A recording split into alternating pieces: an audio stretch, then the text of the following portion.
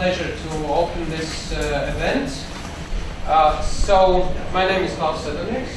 I am going to be the moderator for today.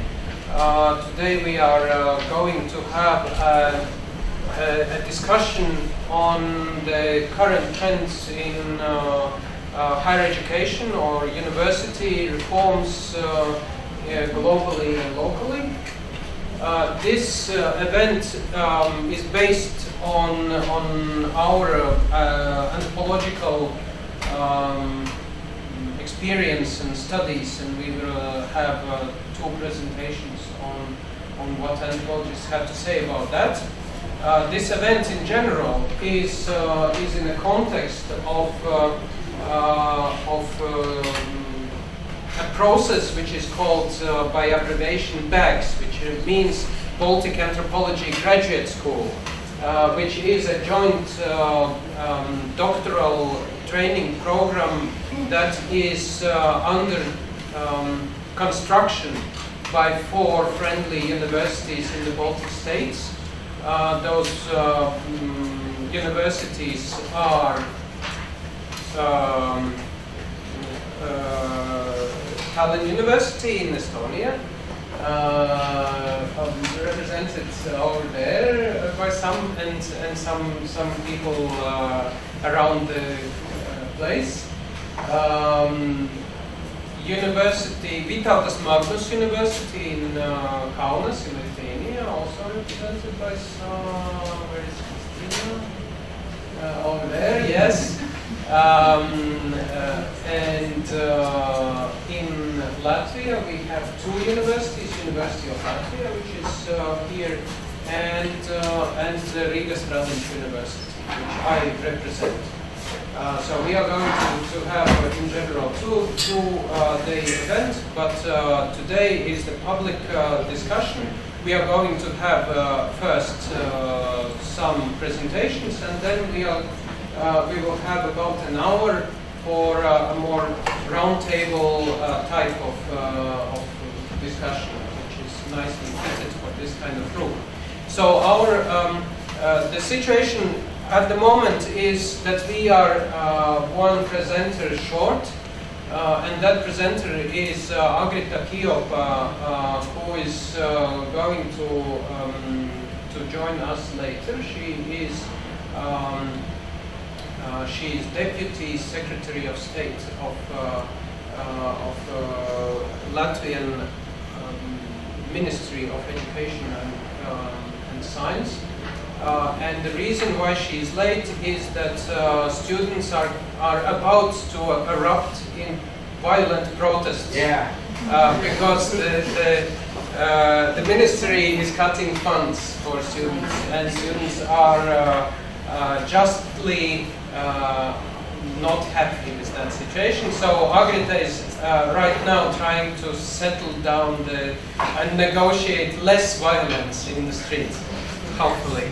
But she said that maybe she will be able to finish that business in an hour and join us here later. But before that we have 2 other very good presentations, but before that I wanted to ask if Agrita Putin, who is the host of this event, wants to say a couple of welcoming words. Yeah. Thank you, Klaus. According to program, these welcome words are said by me and Patrick. Let me welcome all of you on behalf of University of Latvia. I'm Associate Professor Agrita Putina and Head of Department of Anthropology here at University of Latvia. And Professor Patrick is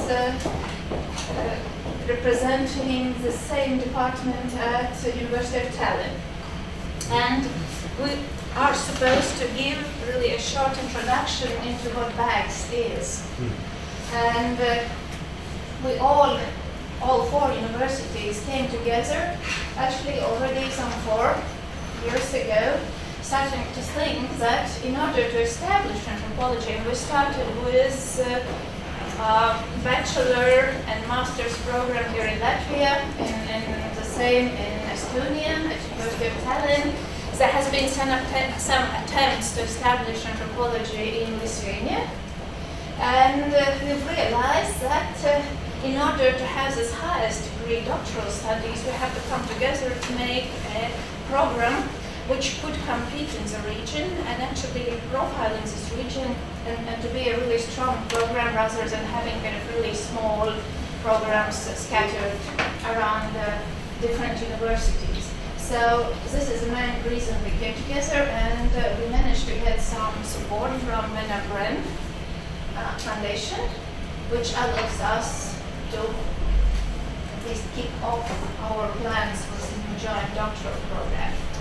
So I'll let Patrick also say some words. Great, thanks, Anita. So this is our second event. Last year in Tallinn, we organized a symposium, a 2-day symposium, mostly for PhD students, but there are not many PhD students in the Baltic countries, so we want master's students who will be present. And the reason we had this event was sort of a recruitment exercise, trying to encourage people to continue on in anthropology, and a PR exercise to promote ourselves and put ourselves on the map. This year we decided, after that, it was a very successful event. There were, of course, some problems. We called it Anthropological Solutions. We hopefully solved a few problems. We also had some problems with teething pains. But now we decided this year to have something completely different, something to allow ourselves as staff members in anthropology to upskill ourselves, to learn how to supervise better, to learn how to become better teachers, and keep research active and whatnot. So we're hosting this little smaller event where we've invited experts from around the world and from the Baltic countries as well to help us learn how to better instigate this program and how better to think about processes of supervision and co-supervision across different countries. Now, some of us in the room are victims of the old school forms of supervision, particularly in some disciplines in particular where it's very tough love. It's very one-on-one basis. There's a very rare co-supervision in some contexts historically in some universities. And for some reasons, universities have decided, and some of those were valid, the economic reasons, also to do with the numbers of students, more and more students that are being taught by fewer and fewer people who are suitable to do that teaching and do that supervision. So a lot of universities, and it's not just in the Baltics, around the world, have streamlined, they've tried to coagulate their resources and find new strategies to supervise, to help supervision processes for doctoral researchers. And also there have been a lot of developments in the world of pedagogy. A lot of developments across all sorts of different levels to help academics who aren't necessarily the best teachers become better at it. And through the combination of these pragmatic rationale and these pedagogical initiatives, that's also one of the backgrounds for why we're trying to set up this Baltic Anthropology graduate school. It's a graduate school. We wanted to have it as a doctoral school, but then the abbreviation would have been BAGS, and that would be even worse than BAGS. So BAGS we find rather catchy and rather interesting, and allows you to think of all the kind of ways in which you can carry your ideas with you and hopefully give them and receive them and exchange them. Now this old school supervision, of which I perhaps am a semi-victim, has its drawbacks and it had its potential. Certain supervisors were very good at that kind of stuff. Certain students benefited enormously from a very one-on-one kind of supervision. But in the context of a big department, it's very possible to only have one supervisor because you get your intellectual inspiration from other people. But as Agita just started off by saying, that Klaus mentioned as well at the beginning, we are small in terms of numbers and resources, and we're divided over a fairly close geographical range where we could bring some of the inspirations together. So what we have in mind to get over the hurdle of simple one-on-one supervision is to have co-supervision and to have it across these four institutions in question. So an example could be that Vitis, who's representing the Lithuanian side, who's not here, and one of our new colleagues in Tallinn, who's called Alexander Holzman. They both work in Southeast Asia, and so even though they haven't met yet, as far as I'm aware, they eventually come to co-supervise a student together. You can see the potential advantages and possibilities that this would add. Carlo, who works on migration, it might potentially be supervising a student with Eva Robisko here, because there's a project that's just come to Tallinn recently on asylum seeking as containment center. And there's a student who's approached us in Tallinn who might be interested in the possibilities of that level of co-supervision. We're trying to work out the practicalities of these kinds of things.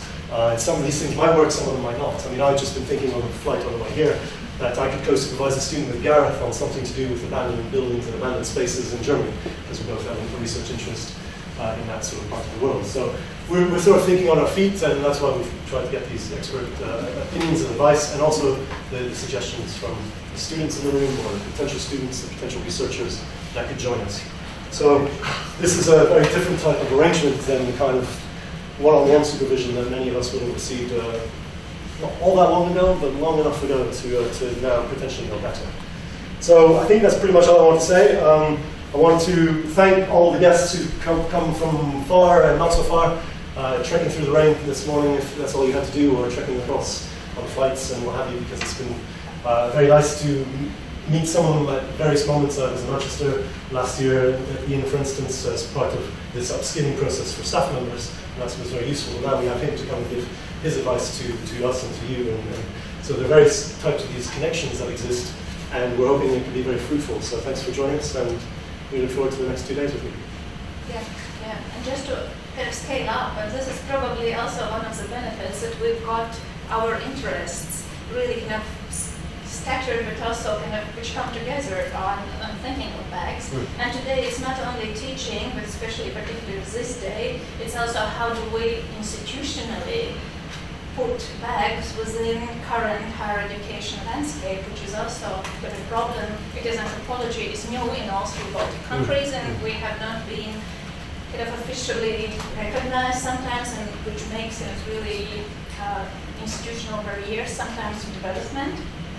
And there is also the larger logic of educational reforms within EU. And probably EU is a really enabling framework for us, because this is a framework we can go and collaborate with. So thank you very much for coming, and we give the word back to Klaus, who's already impatient. Yes, very much so. To start, just a brief introduction. Professor Susan Wright is probably, and I'm pretty confident to say that the anthropologist with the broadest knowledge in researching higher education among our anthropology brothers and sisters. She also is one of the leading specialists in anthropology of policy, and probably almost invented that field.